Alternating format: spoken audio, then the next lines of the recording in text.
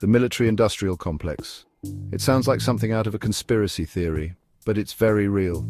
For decades, a handful of giant companies have dominated the business of war. Think Boeing, Lockheed Martin, Northrop Grumman. These titans have grown fat on government contracts, building everything from fighter jets to aircraft carriers. They're the old guard. But things are changing. A new generation of defense contractors is emerging. These companies are smaller, nimbler, and obsessed with technology. They're not building lumbering battleships. They're focused on artificial intelligence, drones, and autonomous systems. This is the new blood. One of the most prominent of these upstarts is Anduril Industries. Founded in 2017 by Palmer Luckey, the guy who created Oculus VR, Anduril is all about cutting-edge tech.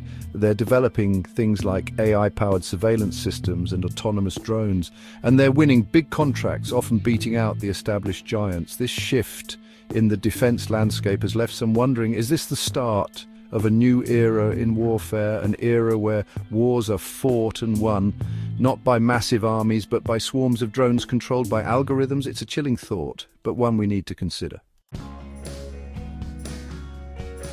Anduril's rise has been nothing short of meteoric.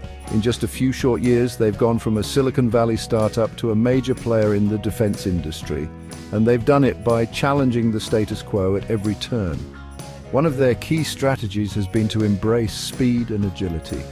Traditional defense contracting is notoriously slow and bureaucratic. Anduril has turned that model on its head. They're known for their rapid prototyping and their ability to get products into the hands of soldiers quickly. This approach has won them fans in the Pentagon, particularly among those looking to counter the growing military might of China. In 2024, Anduril scored a major victory, beating out Boeing and other established contractors to win a contract to build prototypes for the Air Force's new collaborative combat aircraft. Anduril's success hasn't come cheap. They've raised billions of dollars from investors, including tech billionaires like Peter Thiel. This flood of private capital has allowed them to grow rapidly and attract top talent. But it's also raised concerns about the growing influence of Silicon Valley in the military. Anduril isn't the only company shaking things up in the defense industry. The Pentagon itself is trying to foster innovation with programs like the Replicator Initiative. Launched in 2023, the initiative aims to streamline the weapons procurement process and make it easier for startups to compete for contracts. The goal is to break the stranglehold that the traditional defense giants have on the Pentagon's budget. For too long, these companies have been able to rely on their size and political connections to secure lucrative contracts, even if their products are outdated or overpriced. The Replicator Initiative is still in its early stages, but it's already having an impact.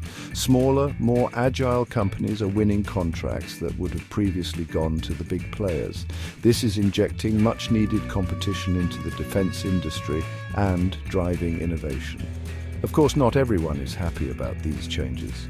The traditional defense contractors are understandably worried about losing market share. And some critics argue that the Replicator Initiative is putting too much emphasis on speed and not enough on oversight. The rise of companies like Anduril and the Pentagon's push for innovation are ushering in a new era in warfare. An era where artificial intelligence, autonomous systems, and hypersonic weapons are becoming increasingly important. This shift has profound implications, both for the way wars are fought and for the role of the United States in the world. On the one hand, these new technologies have the potential to make warfare more precise and less deadly for civilians. Autonomous drones, for example, could be used to carry out targeted strikes against enemy combatants, minimizing collateral damage. On the other hand, there is a real danger that these technologies could make war more likely. As weapons become more sophisticated and easier to use, the threshold for using them could lower.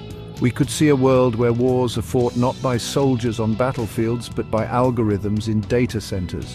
The future of warfare is uncertain, but one thing is clear. The old order is crumbling. The military-industrial complex is being shaken to its core. And the outcome of this struggle will have profound consequences for all of us.